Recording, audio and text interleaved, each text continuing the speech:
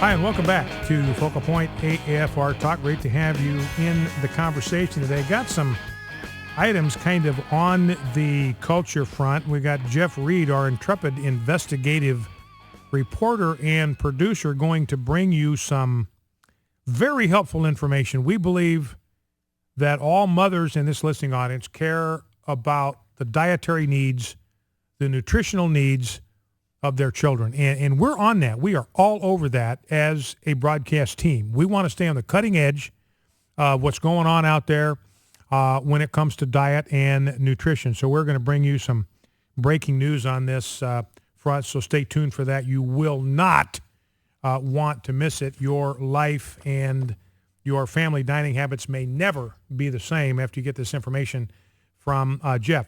Jeff, do we have the audio of the Obama voters being asked the beauty pageant questions? Yes, that's ready. Okay, let's get that ready to go. We'll do that here in a second. Here's something I didn't know. Did you know that Elvis Presley owned a station wagon? Yes, Elvis Presley drove a station wagon. Now, it was a Cadillac station wagon, but he owned one, and it is being auctioned off in Santa Monica, California at the end of July. So there you have it. Elvis Presley drove a station wagon. Who knew? Now, there is a slaughterhouse that's just been approved by federal officials in New Mexico. They're going to slaughter horses there. They're going to produce horse meat there. Now, apparently it's all for export, but they are being licensed to actually process horses into meat, and they're going to send it to countries where people cook with it or feed it to animals. Now, it sounds kind of gross to us, but realize there's nothing ethically or morally wrong with eating a horse any more than there's anything morally or ethically wrong with eating a cow or eating a sheep or eating a pig. It's just not something that we're used to, or a dog for that matter. You know, Lewis and Clark, when they were going to the West Coast, they got fed dog a lot by the Indian tribes. That was like a delicacy for them. And then here's a guy that got 13 years in prison for riding on a sidewalk in front of a bank using washable children's chalk. He was upset with this bank for some reason. So he would take the kind of chalk that children use when they're playing hopscotch on the sidewalk or whatever. It washes off in the rain. It's gone. No trace was ever there.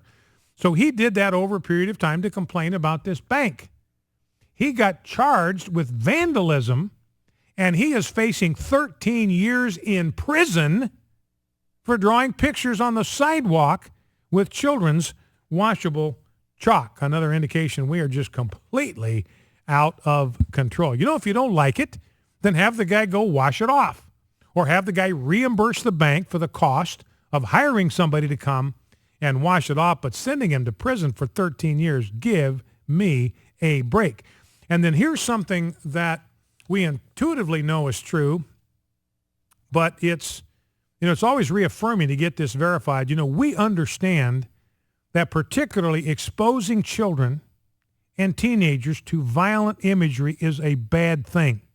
Now, I'm not saying that the same exposure at all levels of life is equally harmful, but it is particularly harmful to young children because they don't have the capacity to put everything in its proper place when they look at these images. And here is some research done by an international panel. This is on Daily Mail Online. Violent TV, films, and video games do increase aggression. An international panel of experts has said, as they warn parents to keep an eye on what their children are watching. So you want to know why 1 million moms, for instance, why the AFA, why we are concerned about this, what is streamed into the homes of families? Here it is. International panel of experts saying, look, this thing can be harmful to children. The report for the International Society for Research and on Aggression concluded that the evidence shows that the consumption of media violence can act as a trigger for aggressive thoughts or feelings already stored. Now, all of us know we've got aggressive thoughts and feelings. They come without warning. We get mad. We get some kind of aggressive impulse. That's human nature. That's part of living in a fallen world, living in the flesh. So we're going to have these kind of stored up impulses that will already be there. And what these experts are saying, these images don't cause those aggressive thoughts, but they exacerbate them, and they can trigger violent behavior. These experts claim, again, back to the piece, they claim exposure to violent images in different media, such as movies and video games, increases the relative risk of aggression defined as intentional harm to another person verbally or physically. Now, this is interesting right here. These violent images can act as triggers for activating aggressive thoughts and feelings already stored in memory. If these aggressive thoughts and feelings are activated over and over again through repeated exposure to the images on these violent video games or violent movies or violent television programs, because of repeated exposure to media violence, they become chronically accessible and therefore more likely to influence behavior. Now listen to this. The commission concluded one may also become more vigilant for hostility and aggression in the world and therefore begin to feel some ambiguous actions by others, such as being bumped in a crowded room, are deliberate acts of provocation. You know, and you read about stories all the time where this sort of a kind of initially accidental kind of collision or contact can lead to people getting shot and left to die in the middle of the sidewalk or in the middle of the street. And these experts are saying, you know, it's possible that prolonged and repeated exposure to violent imagery had something to do with that. Now, Rob, Jeff, let's get that audio clip ready to go. We played that clip from the Miss Utah candidate number a couple of weeks ago where she was asked, I forget what she was asked about, but she just kind of wandered all over the lot trying to come up with an answer and wound up saying, you know, really what we've got to do is we've got to create education better. Remember that? And that became viral. Well, the Centennial Institute went out and interviewed people who are Obama supporters and asked them some of the same questions that these beauty pageant contestants were asked. And I asked Jeff to kind of grab some of his favorites from their responses. So here are Obama voters, big-time Obama supporters, being asked the same questions that these ditzy beauty pageant contestants were asked, and here were their answers. Let's listen. What do you think of the answers people give at beauty pageants? They're really stupid. They seem like they have no brain. I feel like they're pretty dumb, some of them. Recent polls have shown a fifth of Americans cannot locate the United States on the world map. Why do you think that this is? Because they are watching YouTube. They don't have maps. Why don't?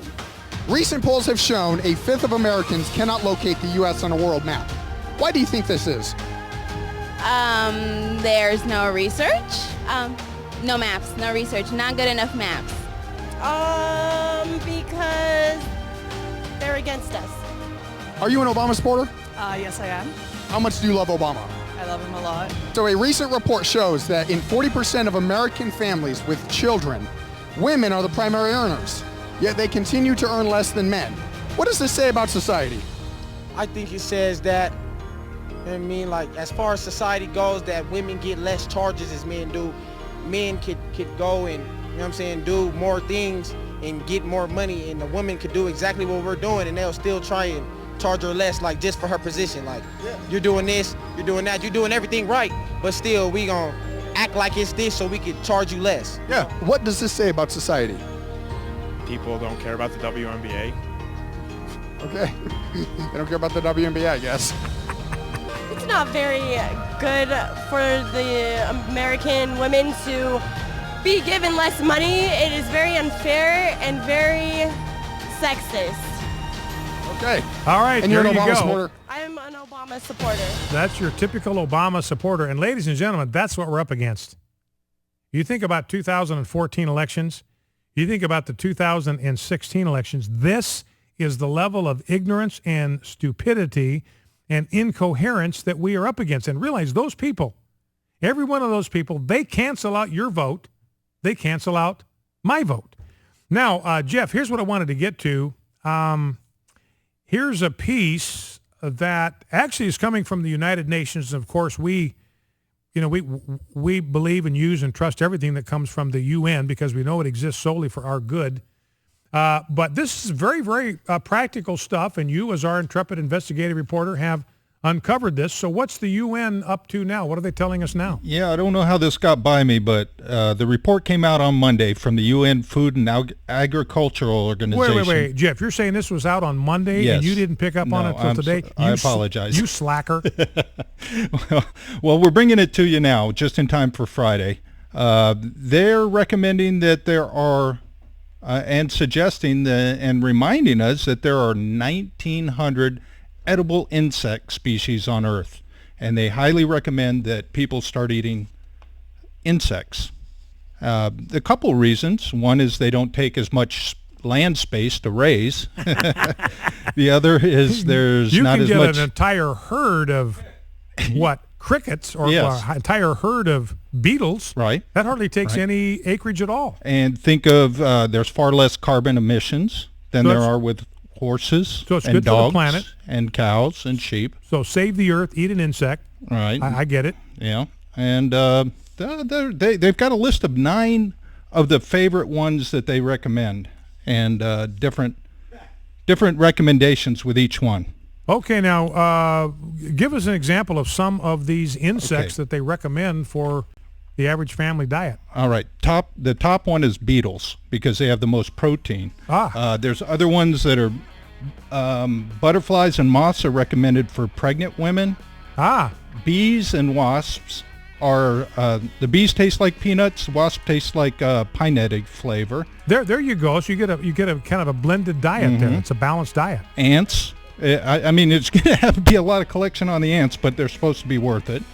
Grasshoppers and crickets. Flies and mosquitoes. That wouldn't surprise me. Now back up to ants here. It says 1,000 ants provide 14 grams of protein. Yeah. There you go. But they're low in carbs.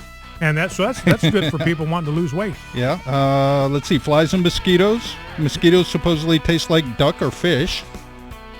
Water boatmen are back swimmers. They use the eggs. And this is the one that surprised me, stink bugs. All right, there you go, ladies and gentlemen. Add stink bugs to the family diet. Back in 2.